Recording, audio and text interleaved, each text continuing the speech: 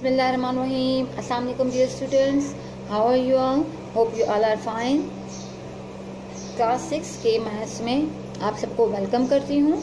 आज मैं आप लोगों को एक्सरसाइज 1.2 स्टार्ट करने से पहले टाइप्स ऑफ सेट के बारे में बताऊंगी, क्योंकि हम एक्सरसाइज 1.2 में इन सेट्स के बारे में पढ़ेंगे और इन्हीं के अकॉर्डिंग हम क्वेश्चंस को सॉल्व करेंगे। तो हमारे पास टाइप्स ऑफ सेट हैं। इसमें नंबर फर्स्ट जो टाइप है वो है फाइनाइट सेट। फाइनाइट सेट कौन सा सेट होता है? सिंपल वर्ड्स में मैं आपको बताती हूँ कि फाइनाइट सेट हमारे पास वो सेट होता है जिसकी लिमिट हमें मालूम हो, जो हमें मालूम हो कि ये इस सेट में ये इंफॉर्मेशन हमें गिवन है, ठीक है, और उसकी एक लिमिट होती है, तो वो फाइनाइट सेट कहलाता है। A set whose elements can be listed is called finite set, ठीक है। ऐसा सेट जिसके एलिमेंट्स जो हैं वो लिस्टेड हों, मीन के हमें मालूम हो कि उसमें कौन से एलिमेंट हैं, तो वो फाइनाइट सेट कहलाता है। For example let p is equal to 5, 10, 15, 20, 25, 30। तो हमें पता है कि इस सेट में हमें 5 के जो मल्टीपल्स हैं वो दिए हुए हैं। कहाँ तक दिए हुए हैं? 10 तक। तो हमारे पास फाइनाइट सेट की जो डेफिनेशन है वो होगी a set whose element can be listed is called finite set. Now infinite set. Infinite set कौन सा सेट होता है? वो सेट होता है जिसके एलिमेंट्स हमें मालूम ना हो, जिसमें हमें ये नहीं पता कि हमें इंफॉर्मेशन जो गिवन है उसकी लिमिट क्या है या वो क्या इंफॉर्मेशन है। मीन के a set that is not finite is called infinite set.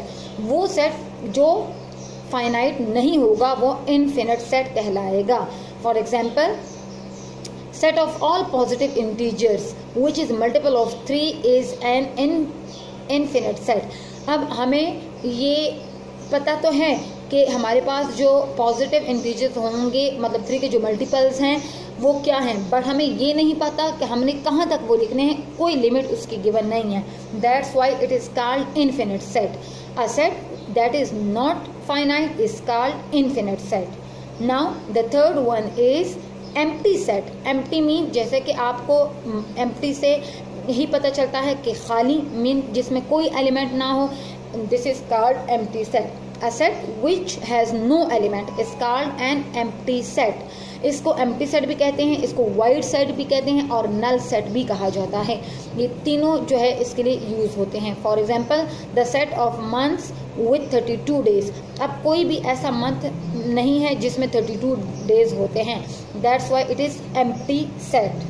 Number 4 is singleton set. Singleton set कौन सा सेट होता है? सिंगल, जैसे है कि सिंगल से आपको पता होना चाहिए, सिंगल मीन्स के ओनली वन, कि जिसमें a set having only one element is called a singleton set.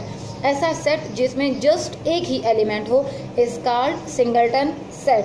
Like set ये इसमें जो गिवन है 0, 10, a या नासिर, ऐसा सेट जिसमें जस्ट वन एलिमेंट गिवन होगा वो होगा singleton set. Now the 5th one is equal set. Equal set कौन सा होता है कि अगर हमारे पास कोई भी दो सेट हों, ए बी सी डी, कोई भी हमारे पास दो सेट हों जिसमें नंबर ऑफ एलिमेंट्स और वो आइडेंटिकली भी एक जैसे हों, मीन जो बिल्कुल सेम हो, तो वो इक्वल सेट कहलाएगा। फॉर एग्जांपल हमारे पास ए के जो एलिमेंट्स हैं वो बी के भी एलिमेंट्स हैं और उतने ही हैं, तो वो इक्वल सेट कहलाता है। तो हमारे पास इक्वल सेट की डेफिनेशन क्या होगी? 2 sets A and B are said to be equal if they have the same elements and denoted as A is equal to B। जैसे कि हमारे पास A is equal to 1, 2, 3 है, B भी हमारे पास है 1, 2, 3। It is called equal set। Now the 6th one is equivalent set। equivalent set कौन सा होता है? equivalent set हमारे पास वो सेट होगा जो कि जिसमें नंबर ऑफ एलिमेंट्स तो इक्वल होते हैं बट वो आइडेंटिकली एक जैसे नहीं होते, वो सेम नहीं होते, तो वो इक्विवेलेंट सेट कहलाता है। 2 sets A and B are said to be equivalent if they have the same number of elements, ठीक है, जिसमें नंबर ऑफ एलिमेंट्स सेम है but no necessarily the same members. Symbolically it is written as this. तो इसको return ऐसे किया जाता है जो कि आइडेंटिकली एक जैसे नहीं होते, वो हमारे पास इक्विवेलेंट सेट होते हैं जिसके नंबर ऑफ एलिमेंट एक जैसे हों, मीन इक्वल हों। If a is equal to 1 2 3, b is equal to a b c। अब इसमें नंबर ऑफ एलिमेंट्स कितने हैं? 1 2 3, 1 2 3। इसमें कितने हैं? 1 2 3। ये दोनों नंबर ऑफ एलिमेंट्स इसमें 3 3 हैं, इस वजह से ये इक्विवेलेंट है, बट आइडेंटिकली एक जैसे नहीं है क्योंकि इसमें हमें नंबर गिवन है और इसमें हमें अल्फ़ाबेट्स गिवन है।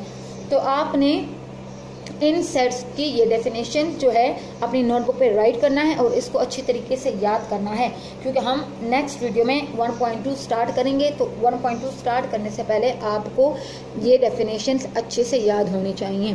तब तक के लिए अपना बहुत सा ख्याल रखिएगा। थैंक यू एंड अल्लाह हाफिज़।